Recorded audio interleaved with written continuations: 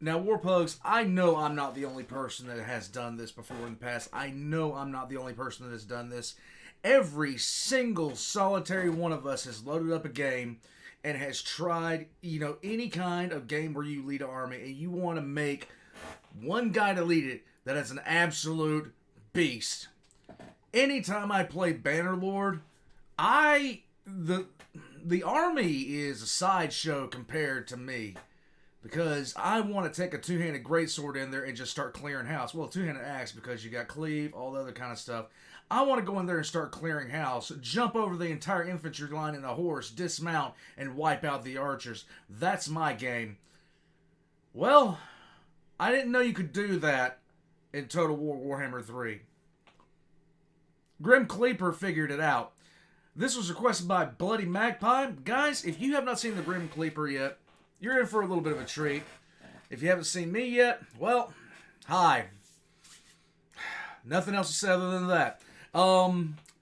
So, I'm waiting back to hear. So, for everybody else that, comes here and throws salt at me, I'm waiting to hear back from one person. I promised somebody that I'd let them have first crack at the old art I had on the wall back there.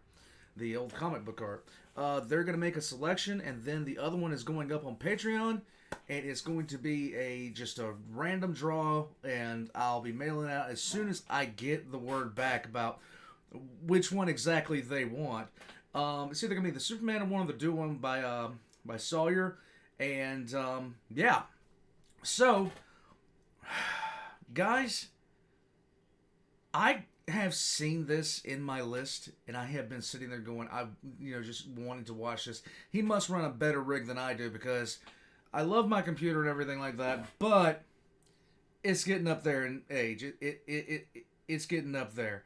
And the load screen, I could do my taxes doing in the middle of that, so all hail to Grim Kleaper for being able to do this, and yeah, I know for a fact that just my experience playing Warhammer 2, that, nope, you couldn't put this in front of me because there's no way I'd be able to do it.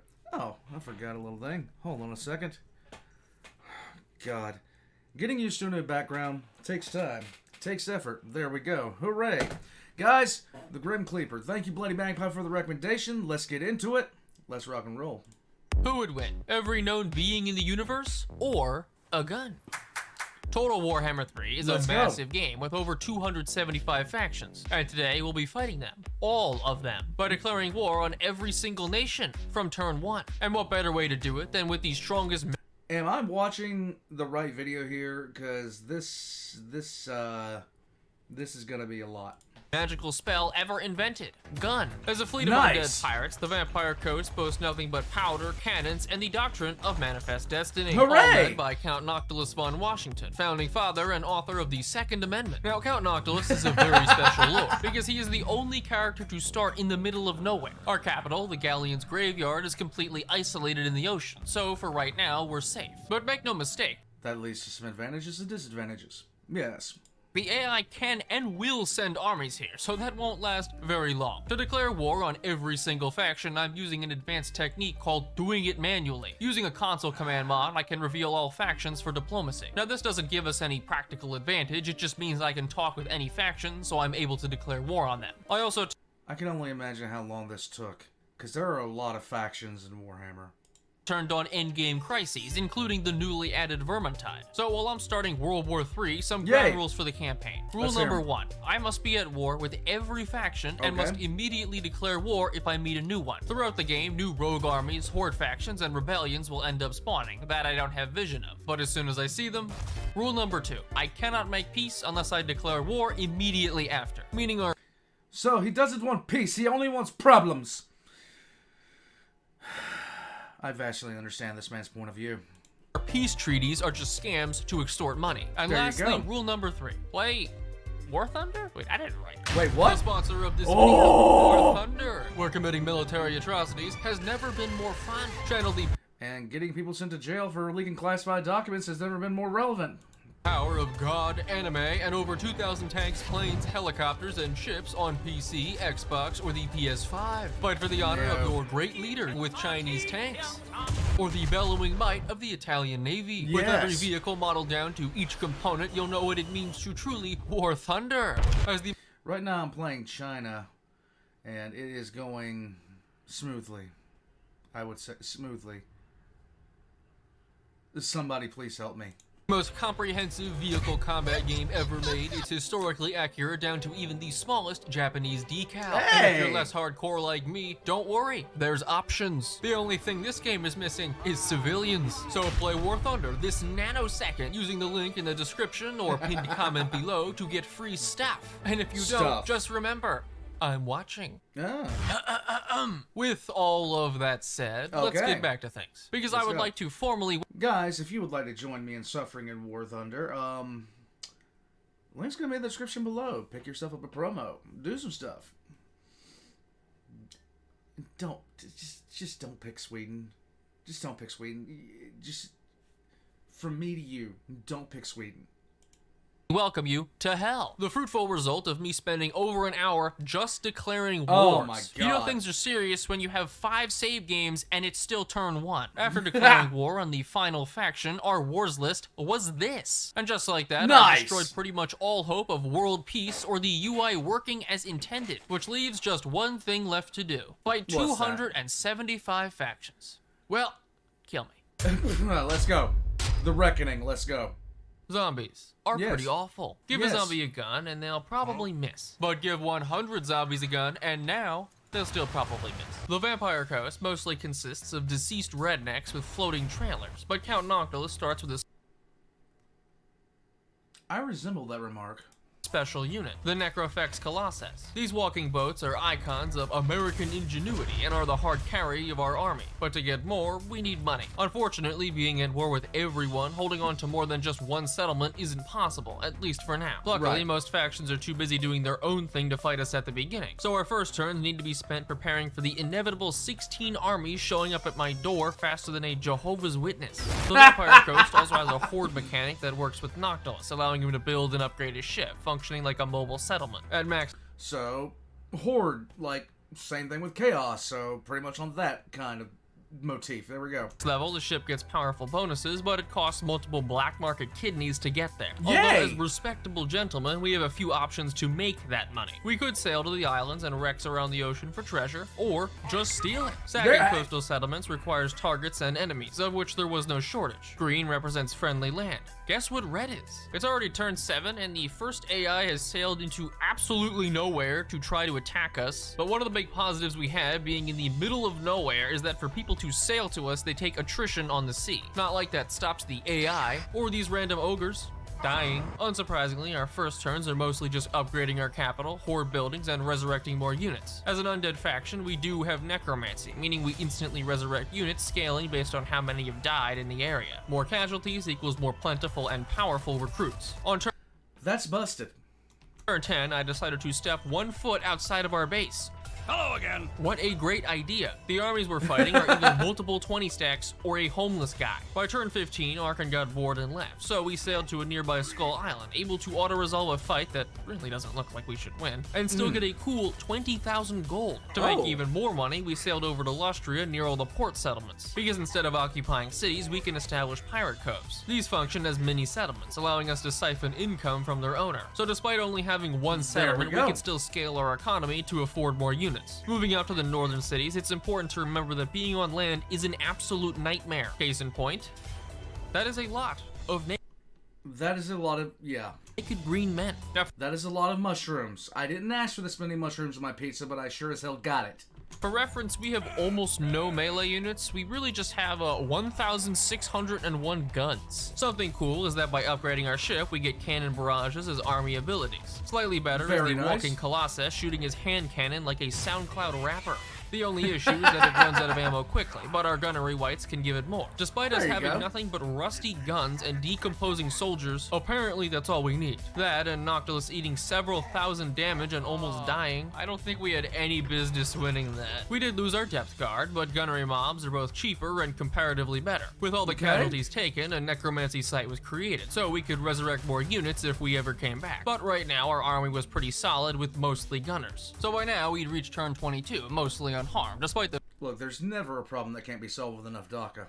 fact that over 100 factions have already died. While that sounds like a good thing, when enough land gets conglomerated by the AI, the only enemy they'll have left to attack is us. Yes. Like with this random Empire 20 stack, the first of many. From now on, Noctilus's new job is to run in circles and probably get shot, which when considering our levels of freedom output, actually works pretty well. That's a lot After of freedom each fight, there, we can buddy. use Invocation of Nahek to cheese extra healing, making sure Noctilus ends each battle with full health. To get some extra gold, I can do a little diplomatic shenanigans by making fake peace treaties. It's like a business deal, except there is no business, there is no deal, and we threaten you with a gun. The funny part is, despite being at war with a lot of these factions, our relations are actually improving with them. For more money, we sailed to a few shipwrecks. How does that work out? I wonder. I would like to know this. Somebody please inform me of how this actually works out. Recruited a vampire fleet captain. As fighting units, they're pretty useless, but on the campaign map, they can establish more pirate cities. Throwing one in Lustria, our coves were beginning to look like femboys in Cambodia. A massive driver of GDP. What? Of course, the elves don't really like being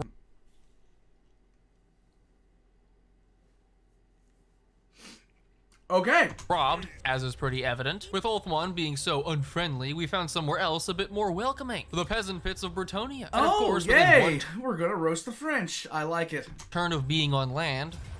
Unfortunately for them, I have a bit of a surprise. A pretty small cannon called Queen Bess. The AI might be good at dodging, but as soon as their archers stand still, plus, our gunnery white can give it pretty much unlimited ammo. The rest of their army was as formidable as their leader. They too walked directly into 6,000 bullets and died. For the entire battle, Noctilus gained health? Now, winning against the Fey Enchantress is pretty important, because then we get her legendary defeat trait, plus 10% casualty replenishment. These traits exist for each legendary lord in the game, with all of them being unique, and some of them are enormously powerful, but scattered around the world. While there are a ton of these lords and traits, we mainly care about two, Sigvald and Marcus. Both have traits that improve Noctilus's army, and make him a living tank. So a side goal of our current campaign is to beat each of them in battle with his army. Getting back to the pirating, as Noctilus sailed around, our capital got attacked. While this army might look really, really scary, well, that's because it is. Defending the Maelstrom for the very first time. Ah, home sweet home. Something special among the Vampire Coast is aquatic units. Pretty much everything we have fights better in the water. Despite the enemy having heavily armored black orcs, our gunners do not really care, allowing us to win the battle with relatively few casualties. Still, our capital was mostly undefended, so I recruited our first army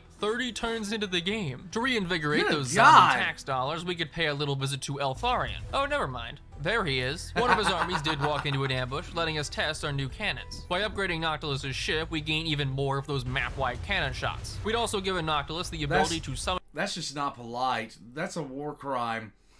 And good times rhymes with war crimes, guys. More units, which unsurprisingly also have guns. I love summoning gunners right in their my face. Which is helpful considering his ability to beat the crap out of people. While Noctilus winning is nice. Yeah, why am I not surprised that this is what my cannon looks like? While Eltharion's army is better in every way, defending on a hill gives our guns more leeway. Eltharion led the charge, foolishly believing I wouldn't shoot my own units. Our local pirate captain could also summon the pride of our fleet, giant undead crabs, circle beating Eltharion to death. Crab battle. Alright, killing another Elven 20 stack isn't bad. And another. Look. Why? Never underestimate the power of crabs. Forget that I ever said that.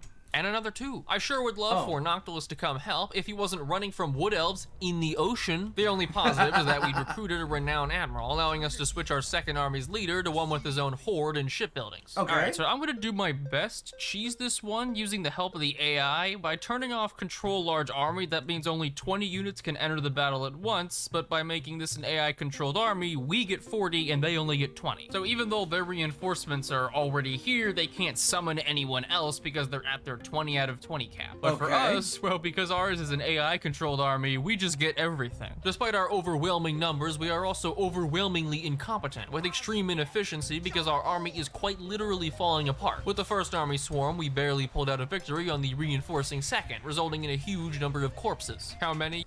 Yeah, but the thing about it is, you are a army made of corpses, so it works. Or does it?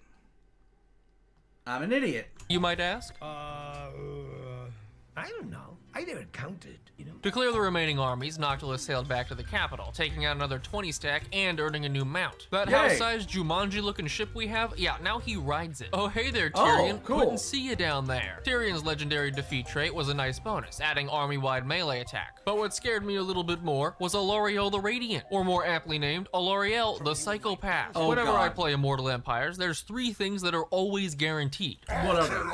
Dies by turn 5, Yep. Tzeentch is a massive asshole, and Alariel the Radiant winds up whipping out the Sword of Cain and going on a genocidal rampage. Slay, girl boss. The Sword of Cain. Yeah, it's pretty much like, I don't understand why. It seems to be that way every single game that I played as well. Like, she just gets the damn thing and then doesn't let it go for the whole frickin' game. What are you doing? My cat. Get down. Alright, whatever, fine. Stay up there, see if I care. Cain is a unique melee weapon. Anyone sociopathic enough to claim it gets ungodly combat bonuses, army clearing vortex spells, and a general tendency to kill everyone. The longer a user has the Sword of Cain, the stronger it becomes. If we let Alariel use the sword uncontested, the problem is that she'll be too powerful to beat later. So our plan to stop her, the diplomatic approach. Yes. Invading Ulthuan. To get some war funding, Yes. we could channel our inner Jack Sparrow and navigate a series of treasure maps. You know, it's stuff like this that makes the game special. This level of thought and love. I really appreciate it. But not as much as I appreciate the dude who posted all the answers online. Approaching the Supreme Elven Donut, we were intercepted by the great Penny Cox. Luckily, Penny Miss Cox Cox was dispatched without losing a single unit, Oh allowing my us to breach God. the shores of Ulthuan. Sieging Val's Anvil and Tor something, we took our first settlement of the game, speeding ahead by turn 51. Occupying pieces of the island, unsurprisingly, drew some unwanted attention. Alariel was only at war with one faction. Gee, who could that be? And with her upgrading Sword of Cain, it was time to spread those cheeks, not to mention the other 7 armies surrounding us. Luckily, in trying to kill one of them, a failed ambush, so we could lightning strike to fight only one enemy. I like that our army embraces those traditional values, recreating the atmosphere of the Waffle House. With the ambush foiled and another army obliterated, it was time. The Waffle House is a social experiment, I fully believe. It is a social experiment to find out how depraved we're going to get. If you don't know what I'm talking about, just go into a Waffle House at 3 o'clock in the morning. You will understand quickly. You will understand very, very fast. It's also, strangely, I kind of am hungry for some hash browns. I don't know. Had arrived. Bringing both of our best armies, Alariel sat at nearly 1,000 weapon strength, hypersonic speed, and the tankiness of a character from the hit game, Viva Pinata. Don't hit me with your spade. We'd have to fight her now before the Sword of Cain got any more powerful. Loading into the battle, we have 2 minutes to set up before she arrived, and with our 40 groups of gunners, I formulated a plan. Shoot her. In about 3 hits, That's she a good almost idea. killed Noctilus, took out a few hundred infantry, and had learned to metal bend bullets into her skin. Oh great, it looks like their entire army routed. Not Alariel. After more than 20,000 bullets, she finally went down, taking Oh my 350 people with her and nearly killing all our heroes. But her tyrannical rule could come to an end, letting us free the Sword of Cain for the sake of peace, global happiness, and mostly greed. I wouldn't say freed, more like under new management. So how does power beyond comprehension feel? Okay. I will Great. keep that in mind. Hooray. Higher combat stats, a tornado in a jar, and now everybody in the world hates us slightly more than a warm pillow. As Noctilus holds the sword for longer, the buffs get better and the debuffs get worse. The generic problem with wielding the sword is that it'll eventually make everybody declare war on you. But for us, that's not You already skipped that part of the problem.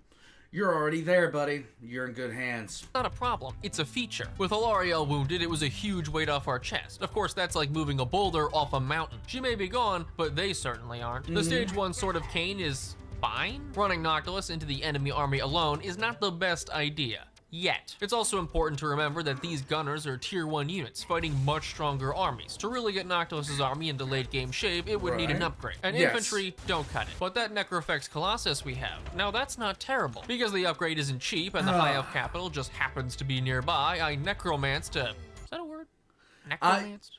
Roll with it. I necromanced a completely new force, and with all the battle sites around, pulling an entire army out of my ass is surprisingly lubeless. With 4 armies to the north, it was clear we couldn't hold on to our settlements for long. Surrounding Valzanville were lizardmen, dark elves, and a forgettable little faction, willingly taking attrition and led by a man named Melwyn. But the only thing blocking Ulthuan was King Lewin. And this random gaggle of elves. There's something so satisfying about watching a giant undead ship just blow away entire armies. I mean, I didn't even notice they had a sun. You know what?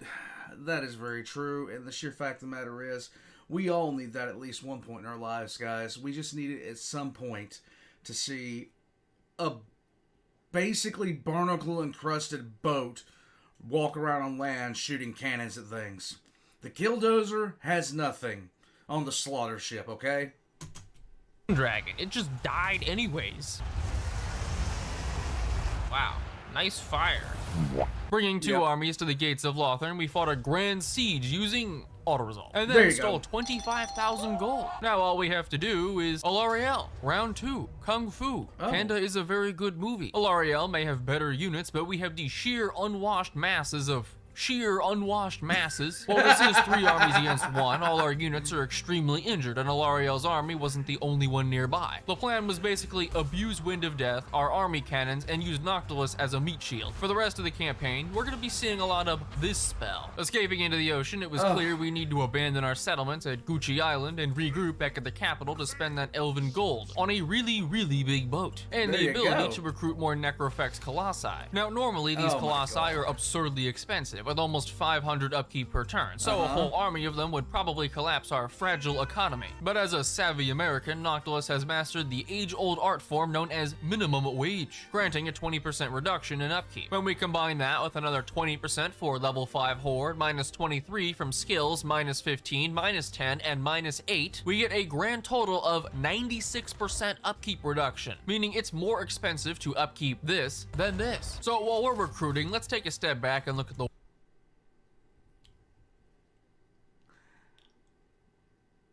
I have no words. This is Disney evil, and I love it.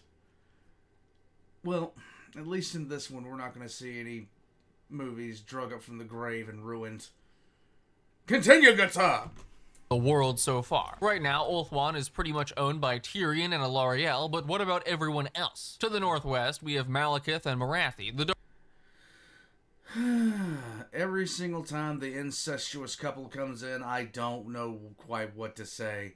I'd call him a motherfucker, but that is strikingly accurate in his case. Dark Elves, weirdly losing against the exiled Tomb Kings and beatbox champion Katat. Beneath that, in Lustria, is Marcus Wolfheart fighting the Lizardmen. As for the rest of the world, it is a mess, with the Dwarves somehow being the least atrocious-looking faction. As more factions consolidate land, they'll be at war with less people, and eventually just us. Meaning we're on the clock until another 30 doomstacks show up at our front door. Yeah, and the best way to handle a doomstack is a bigger doomstack. Something like, hypothetically, 20 Necrofex Colossi. Noctilus and the boys partaking in tomfoolery. As you might imagine, this army is pretty close to unbeatable, which is great considering the neighbors have arrived. I've discovered new wildlife, and I shall name it Wall. To test our army, we had to be careful, Lee Stupid. With Lightning Strike, Noctilus can single out any army. Surprise, surprise, we took no damage. So this looks like a perfect spot to end our turn. Time to mentally prepare myself to fight 16 battles.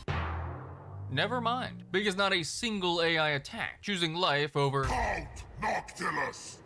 I hate snow. I tried to provoke the AI again, but just like before, they were gone fast. I can't get an AI to do that. I cannot get an AI to do that. They will constantly attack me non-stop. Then you could say Jeffrey Epstein. At no point in the campaign did I think this would be an issue. So as to fight someone, I went ahead with Noctilus's quest battle, an artillery duel with the Empire. Oh my god. Okay, my turn. For a bunch of giant-legged creatures, we're not very fast. We just slow walk towards our enemies and they're already dead. Moving past the quest battle, we caught King Lewin, and just like before, Even my with the God. unbreakable Green Knight. I absolutely love it, dude. I absolutely love this. The sheer fact that you can do that much. It's awesome, isn't it? It's absolutely awesome. I have no words. This is awesome. On their side, it only takes about 6 tons Oh of raw my cannonball to God. make him surprisingly flexible. Afterwards, I also took Noctilus off his Necrofex mount. While that might seem counterintuitive, he's actually a lot better on foot, becoming almost immune to range damage and now extremely hard to kill. Plus, he clumps up enemies around him, which is helpful for other reasons. No matter the army we fight, the plan is pretty much always Noctilus goes straight, everybody else indiscriminately annihilate. And to give you an idea of how ruined the auto-resolve is now, the game thinks this fight is a crushing defeat, which isn't wrong, but for who? So I think I've made my case that this army is quite good, which means we can revisit some old friends. Okay. It's time to invade Ulthuan again. Again, okay.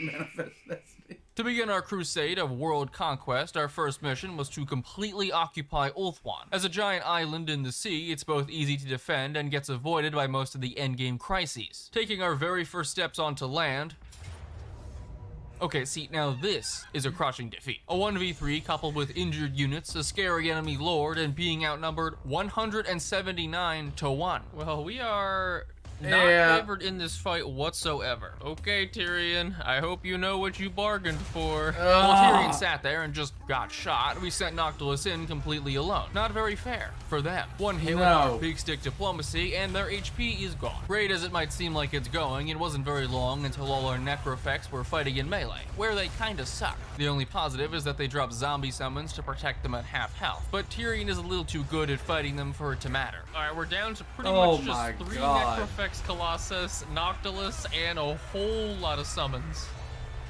Alright, make that 2 Colossus. Just when I thought it was over, Noctilus barely killed Tyrion through the crowd. Surrounded by hundreds of elves, he was quite literally too angry to die. We summoned more zombies and used our sword's vortex over and over. After 10 minutes of grinding in a mosh pit of scrawny elves, the balance of power went back in our favor. At the low cost of our entire 30,000 gold army, we pulled out a win, with Noctilus killing 800 people on his own. He's a monster. The sheer will of one banana-chinned man with a sharp stick, the campaign could continue. By winning, we also triggered our undead passive, resurrecting a few of our colossi, and since we defeated every defending army at once, that left their settlements open. Marching up to Vol's Anvil, Noctilus would face his toughest opponent yet, Door. Oh. This tends to create a problem. How does one open what one does not know how to close? There you go. Good job. That works. Sieging a settlement on his own. Yeah, that sounds about right. Despite claiming our first settlement on Ulthuan, again, that didn't exactly resolve everything. Welcome to the capital. It sucks here. I have spent far too many hours fighting on this exact map. All the while, our population was getting war-weary. Don't worry, guys. Just a few more turns. Alariel was also back and sizing us up, forcing me to use my new special unit, the Gallows Giant. It's like a normal Colossus, but with some minor modifications. Back in the capital, we fought off these surrounding fleets, earning us the first verse of a lost sea shanty. Random fleets around the ocean have these, and getting them gives us an army-wide ability to shoot even faster. The only thing I hear in pretty much all these battles is just constant firing of cannons, because that is our ranged attack and our melee attack. With all our expansion, I recruited a 4th lord. See how we're... His name is O Bones McDonald? I can rock with that. Let's go. We're making money right now. Yes. Say goodbye to our positive income, because from this point forward, the name of the game is deficit spending. On our way to Lothern, we got intercepted by 4 whole armies. It was not a very hard fight. We're basically at the point where Noctilus's army beats everything so long as it's attacking, because we can lightning strike to lock out reinforcements. At the end of each battle, we get to use the Lore of Vampires magic to heal back, so we can effectively fight unlimited armies every turn. But the one thing that can make Noctilus even stronger, a better Sword of Cain. We can either choose to throw it away, sparing the world of its destruction, or keep it, causing faction-wide upkeep increases, public order loss, and Noctilus going completely insane. However, good job!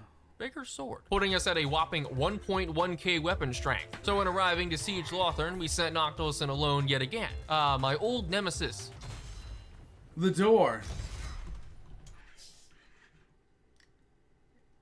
He really needs, like, the FBI with him. Because I'm pretty sure if he had the FBI, he could get it in one shot. I think that's what he needs here. Breaking into the city, there's a little unique trick we can use. Our main vortex spell, Wind of Death, is actually a ping pong ball. Within cities, we can bounce it off buildings to hit the same enemy multiple times. The result is a silly little 801 kills and the Great Sack of Lothar. 20,000 gold and a whole lot of anti-humanitarian crime. Or at least it would be if I thought elves were people. Our empire now encompasses a small section of Ulthuan, afforded by Noctilus's army, leaving every battle having healed instead of taking damage. Our limit was more so every other army, having to defend what Noctilus conquered from an elf whose greatest weakness was a school zone. More important than the land, though, was finding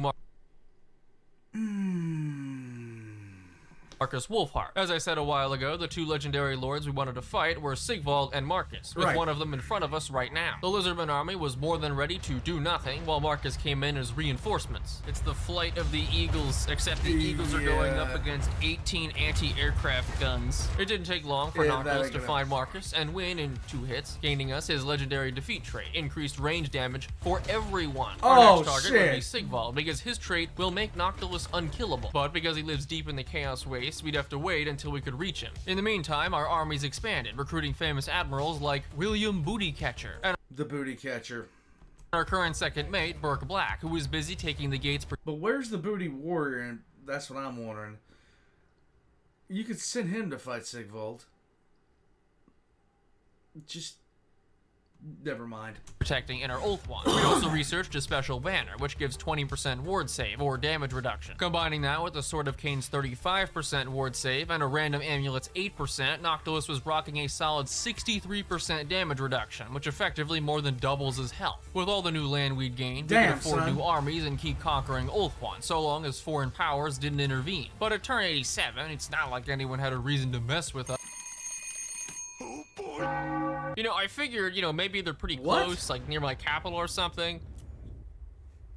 No, they are not. Halting our faction burned the entire turn, getting several cities sacked and sending us back a little. But not every demon is a complete douche, because directly to the north of us was Be'lakor. In a campaign where we are at war with everyone, Be'lakor is probably the closest thing we have to an ally. I ignore him, he ignores me, and we both burn down Ulthuan. Hey, there they you even go. graciously let me take a free Because you gotta have friends.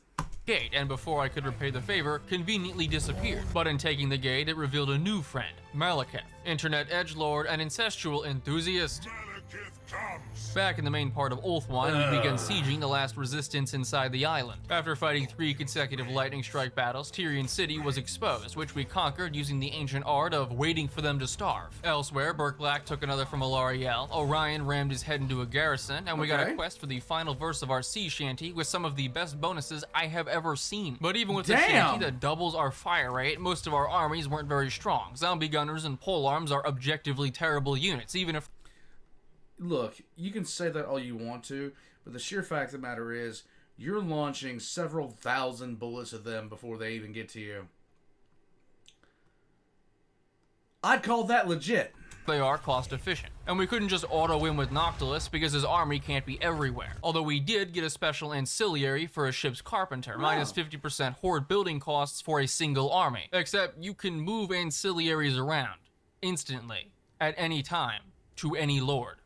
Yeah. So after several turns of upgrading, Burke Black is dead. And in his place rises a new admiral, Man with Crabs. Because Necrofex Colossi aren't the only endgame unit. At the same tier are Rotting Leviathans, and after recruiting a few, my income was hit by a Red Lobster delivery truck. But it did allow us to bully Alariel, and any amount of money is worth that. Plus, this is only 4 crabs. It only gets worse from here. Bringing Alariel down to her last settlement, we were also able to obtain our final shantyverse, doubling reload speed, giving mass leadership, and plus 15 public order map wide. So instead of enacting governmental change, we're just singing sea shanties. Congress, take notes. On Noctilus' side of the island, Who would have thought you could solve all your problems just by singing sea shanties?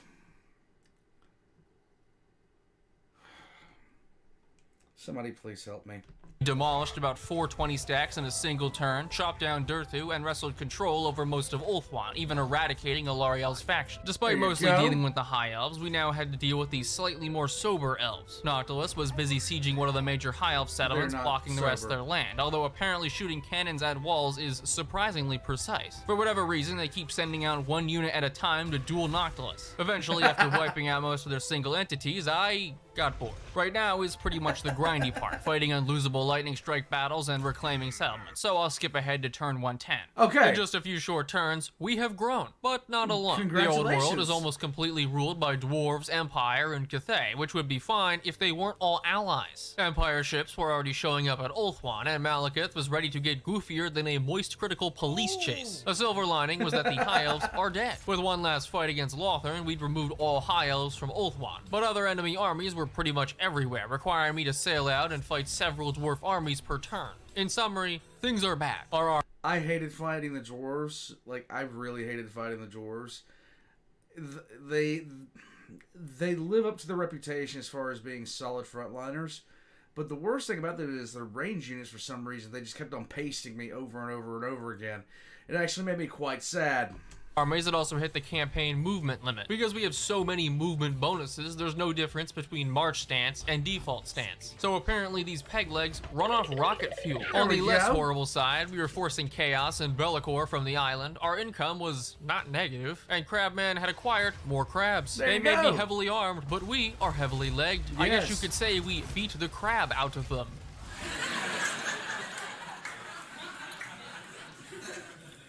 Not to mention, the crabs are auto-resolve gods. I don't even need to fight this to destroy both armies. Meanwhile, Noctilus's army has the weakest auto-resolve I have ever seen. Oh, a small Bretonnian garrison, crushing defeat, forcing me to manually fight almost every battle with his army, but winning this one meant we could make landfall in the Old World with our very first settlement. By being in the Old World, Noctilus could draw aggro from most armies, allowing us to freely boot every other faction off Ulthuan and essentially secure the whole island. Advancing further and taking Castle Bashtone, we'd cleared out most of the resistance from Bretonnia. 3 whole Empire armies. If only there were a button that let me beat all of them in the same turn. Army 1, meet the deadly Luminarch of Hysh. In only a few shots, it can take down a Necrofex easily, which is exactly why I decided meleeing Noctilus was somehow smart. Look at this disgusting Empire smut.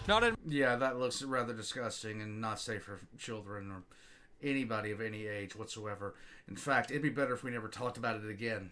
My Christian server. Moving on to Army 2, we were faced with the immovable steam tank. Army 3, Karl Franz. Karl looks like he has not slept in at least a week. Starting the battle, I figured it would be pretty easy. Noctilus walks... Well, be fair to him. If you knew that around, 20 ships were walking across your plains to come see you and fire cannons in your face, would you be sleeping with it? I wouldn't be sleeping. Over, beats down Franz, and we get to important stuff, like paying off our debt. But much like my student loans, Karl Franz is so crushingly strong. Oh my god, Karl is over 1k weapon strength, good 85. God. Wait, he's got better stats than Noctilus. Jesus, that might not seem like a lot of damage, but with Noctilus's 80% physical resistance, that means Karl did something like 8,000 damage in about 10 seconds. Luckily, his decision to fly away was tactically poor by Karl. It didn't take long after that to expand in the Old World, lining the entire ocean in some sort of vampire coast. But our struggle wasn't over quite yet, because panning to the west, hello Marathi, bringing 3 armies plus a garrison to the front, losing this fight meant losing the whole western side of the island. Now there is no actual way we fairly win this. Marathi's armies are absolutely juiced with dragons, Medusa, and Hydras. So we have to do the next best thing. I'm gonna cheat. Using the AI-controlled army trick, we could have all 80 of our units fighting 20 of theirs at a time. Alright, there you go. The tables have turned ever so slightly, as you can see the number go up. Outnumbering them 8-1, it didn't take long for the entire battlefield to be swarmed by Walmart tier undead, who were literally... And there you go. You, all you need to do is just, Dark Eldar, the Dark Eldar, or elves, or... I'm shutting up and I'm drinking my drink here, so... Yeah, I'm an idiot. Let's just keep going. Literally born yesterday. I really wish I could describe in better detail what was actually happening, but... All I know is we've already lost 1,000 units and the battle's not been going on for very long. Jesus Christ, their lord is still alive and she has 405 kills. Not to mention Marathi landed once and she has been stuck here for the entire game. With the first enemy reinforcements coming in, we still had to fight 2 whole other armies, but our saving grace was a spell called Vangeist's Revenge, summoning the Flying Dutchman to obliterate their best units. That one shot alone netted 400 kills. You know things are bad when you outnumber them 1,700 to 14 and you're losing. With the last few enemies being Bloodwrath Medusas, we managed to pull them down with our ROR crabs. At the cool cost of 6,500 lives, we managed to push back Marathi and the Dark Elves. While the south was distracted, we sent the Great Crabman across the pond, flattening 4 Dark Elf armies at once, and about a turn later, sieged our first Dark Elf city. What's the point of building giant walls if you are next to a giant hill? Collapsing the settlement earned us a holding in Nag. I never understood that. I never understood that from a gameplay perspective. There was a game I used to play called Dark Age Camelot where, quite literally, they had a keep right next to a hill where an archer could go up to the top and shoot into it without attracting guard aggro. It was quite annoying. Nagaroth, where we could start to take over the Dark Elves. Plus, our other 3 armies sailed across to gain another port from Marathi. Looking back towards the old world, we will ignore the old world. Our economy was allowing us to field 8 armies at once, despite losing 4,700 in supply lines alone. The Crab Stack sat on Malekith, took even more settlements, and greeted our new enemy, the Tomb Kings. Well, Katep, I can't blame you for trying, but he can. With a foothold in Nagron and a handle on the old world, the tendrils of Noctilus's patriotism had spread across the globe. We'd even achieved our long campaign victory, so really, what was left to stop us? Okay, that's pretty bad. A dwarven endgame crisis, with the dwarves being the most powerful faction. Now, I know that doesn't seem ideal, but I have good news. They are not alone. Apparently, I forgot to change my Cat, really? You had to just do that? Thank you. I appreciate it. Settings at the start, so every crisis begins on a long campaign victory. So now we have 10 turns to prepare. Did I say 10? No. I meant 1. Bringing back as many armies as possible and completely abandoning the old world, it was time to watch the supreme battle royale unfold. And if you thought the map looked disgusting now, dwarves, Tomb Kings, dwarves, plus all those other factions that will probably die to dwarves. Although strangely, the only armies I couldn't find were the Skaven ones, part of the Vermintide crisis. Even more so when I realized all the Skaven factions were back, but none of them were actually on the map. In terms of the other crisis armies, we're lucky because Ulthuan spawns none of them. Our main issue is Mausilian and a Heinrich Kemmler who hit the gym. Plus, in the top left of the map is Grombrindal's faction and a Wood Elf city. While there are other armies like Grimgor, Manfred, and Orion, we get to roleplay High Elves and not care. Sorry, Cetro, you're on your own. Passing the turn just once, I am now scared. With Mausilian coming across the channel, we evacuated Noctilus to defend Ulthuan. Unsurprisingly, the rest of the world had evolved backwards. There's the Kislev Chaos Ways, Kugat's Island Paradise, Dwarven Slovenia, Kairos JP Morgan Fateweaver, and the Clan Angrund Oak of Ages. And that's not all. Katep's Mountain Disco, Dark Elf Grombrindal, the Skaven Navy, a Twilight Fan Club, Mean Girl Kemmler, Pacifism for the Peace God, the Undead Pirate Force, Jurassic Park 2, and Archaon. Still alive and wishing he was dead. But in the Hey, Cat. Okay, fine, bye. midst of the chaos, one thing stood out. Sigvald, who decided to show his face in northern Nagaron. Sending Noctilus to catch him, we were intercepted by Bellicor, where we gained his legendary defeat trait and moved on. Sure enough, Sigvald was still around, so we could finally collect, allowing us to get his legendary defeat trait, which isn't showing up. But it's probably just hidden in the menu after Bellicor? Little known fact, there's actually a cap on the number of traits you can have. Right now, we have 30, and the cap is 30. Sigvald's trait would have put Noctilus to essentially 90% ward save, multiplying effective health by 1,000%. And for reference, going back to that High Elf battle where Noctilus killed everything alone, if we took all the damage he did to every unit combined, then inflicted it on him, he still would not die. Which would have happened if not for Bellicor. I will be back.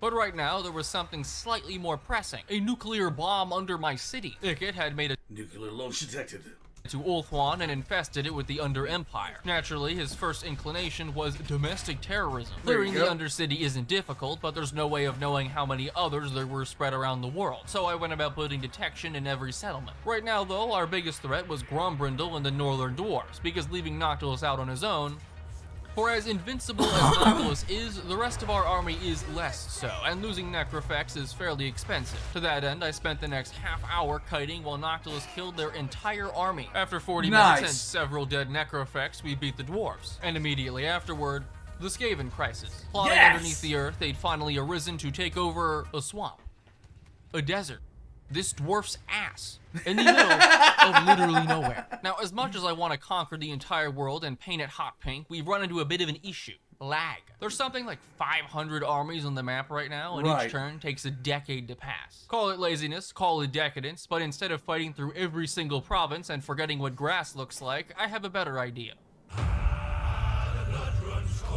One last fight.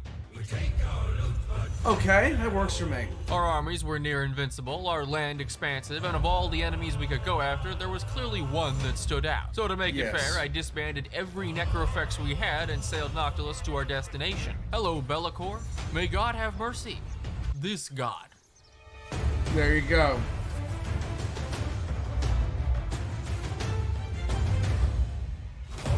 That's very nice.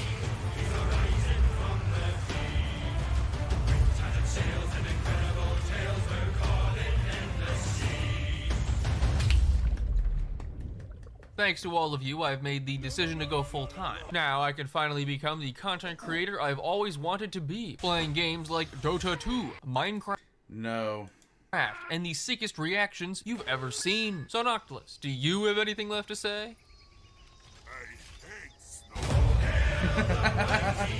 Also, thank you to War Thunder for sponsoring the video. You can check out the game using the link in the description or the pinned comment below. There we go. Guys.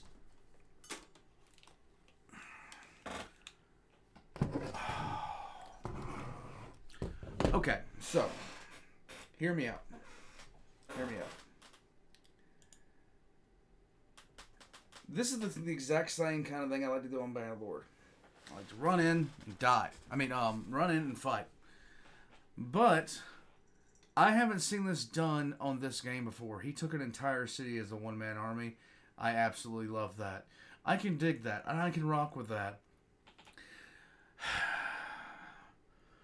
So, to be honest, I really do like the fantasy Warhammer that was made. I like the Total War Warhammer. I like Total War Warhammer 1 and 2. I like playing all the empires, everything like that. But the biggest problem for me, quite simply put, is, like I said, my computer is trash. It is what it is. We move on, we live on, we keep going. And one of these days, we will get to the point where I have both a great computer and time. Until we have both, well, it is just the way it is. Warpugs, check out the Grim Kleaper. All of his links are going to be in the description down below. And remember, good times rhymes with war crimes. You saw plenty of that here. Because I can't think of a more war crime-like thing than having, a whole bunch of ships get up and reanimate themselves from the dead to rain down havoc upon elves. Actually, I don't have a problem with that at all, do I? No. I wish we could do that to the Tau. But in any case, Warpugs, thank you for spending some time with me. Like I said, check the Grim Kleaper down below. All my links are going to be in the description down below as well, including my Patreon. And for right now, my merch is on, I think it's on Spring Hub and Redbubble. I'm moving all of it over. I'm hoping to have stuff done by the end of the month. We will see, though. We will see how lucky I can get. Until then, I'll catch you guys next time. Doesn't he look like 049? He looks exactly like 049. It makes you think, did he just cure the pestilence?